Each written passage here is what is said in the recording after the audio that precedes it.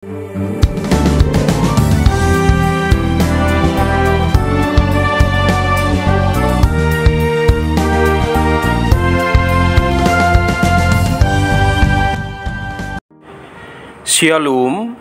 selamat pagi Bapak Ibu Saudara yang dikasihi Tuhan. Selamat berjumpa kembali dalam Mutiha Hangoluan, renungan harian pagi ini, Rabu 19 Maret 2025, dengan bacaan Alkitab dari Yehezkiel pasal 37 ayat 15 sampai 28. Yang menjadi ayat renungan harian hari ini adalah Yehezkiel pasal 37 ayat 23. Demikian firman Tuhan.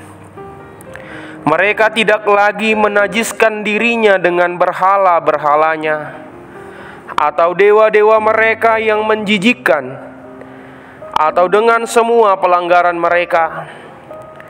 Tetapi aku akan melepaskan mereka dari segala penyelewengan mereka, dengan mana mereka berbuat dosa, dan mentahirkan mereka, sehingga mereka akan menjadi umatku, dan aku akan menjadi Allahnya.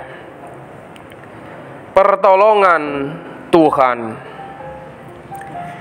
Di dalam kehidupan ini kerap sekali kita dihadapkan dengan berbagai-bagai persoalan, baik itu persoalan secara internal maupun persoalan secara eksternal,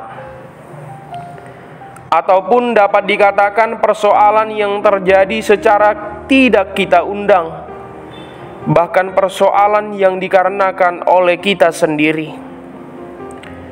Tentu saja hal ini membuat kita begitu tidak nyaman, bahkan membuat kita terkadang mengatakan seolah-olah bahwa Tuhan tidak memperhatikan kita dan tidak ada di pihak kita. Bahkan ketika persoalan itu sudah sangat berat kita rasakan, iman percaya kita pun akan semakin memudar kepada Tuhan. Yang menjadi pertanyaannya, apakah demikian sikap orang yang percaya? Dan apakah ketika persoalan-persoalan yang kita alami saat ini membuat iman kita lemah, bahkan kita mengatakan tidak ada lagi pertolongan Tuhan? Tuhan tidak pernah berhenti memberkati kita.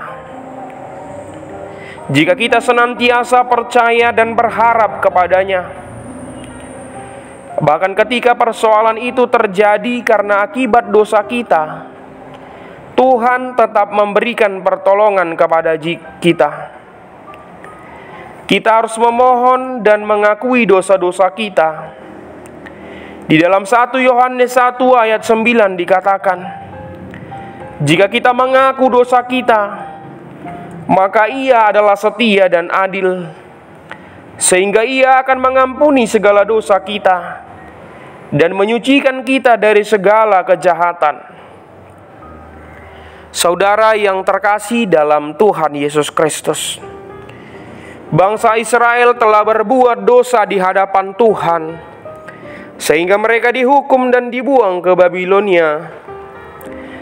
Sehingga Allah melalui Yehezkiel sudah memperagakan sejumlah nubuat bagi para tawanan di Babilonia. Nubuat pertamanya berisi berita penghukuman. Begitu juga dengan nubuat kedua, ketiga, dan seterusnya. Bahkan semua nubuat yang dia peragakan adalah berita penghukuman yang keras atas orang Yahudi. Akan tetapi di dalam ayat yang mendalam ini, Tuhan berbicara tentang pemulihan umatnya Israel yang di dalam sejarah panjang mereka penuh dengan dosa dan penyembahan berhala. Allah melalui Nabi Yehezkiel bernubuat tentang keselamatan dan pertolongan, bukan penghukuman.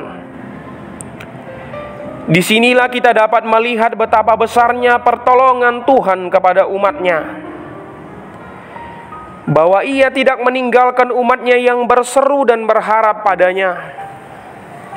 sehingga memperoleh pertolongan Tuhan seperti yang sudah dikatakannya. Tetapi aku akan melepaskan mereka dari segala penyelewengan mereka, dengan mana mereka berbuat dosa, dan mentahirkan mereka, sehingga mereka akan menjadi umatku, dan aku akan menjadi Allahnya. Saudara yang terkasih, marilah kita selalu berharap hanya kepada Tuhan. Seberat apapun pergumulan hidup kita saat ini, sesulit apapun proses yang kita hadapi saat ini, tetaplah bersandar hanya kepada Tuhan.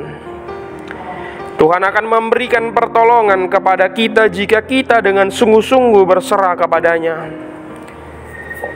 Seperti bangsa Israel yang telah Tuhan berikan pertolongan, sekalipun mereka telah berbuat dosa terhadap Tuhan, tetapi Tuhan tetap memberikan pertolongan dan melepaskan mereka karena mereka telah mengakui segala dosa mereka. Mari kita serahkan hidup kita, biarkan Tuhan yang berotoritas di dalam hidup kita, supaya kita senantiasa diberkati oleh Tuhan. Jika kita percaya bahwa pertolongan Tuhan akan datang tepat pada waktunya, maka pintu-pintu yang tertutup tidak lagi menakutkan. Kita berdoa. Tuhan, kami bersyukur memiliki Engkau yang senantiasa memberikan hidup kami pertolongan. Kami akan selalu memuji dan memuliakan-Mu melalui hidup kami. Kuatkan kami Tuhan untuk menjalani hari-hari hidup kami, dan jadikan kami sumber berkat untuk orang-orang yang ada di sekeliling kami. Amin.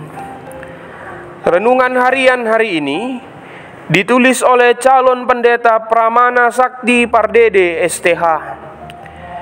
Demikianlah renungan harian hari ini.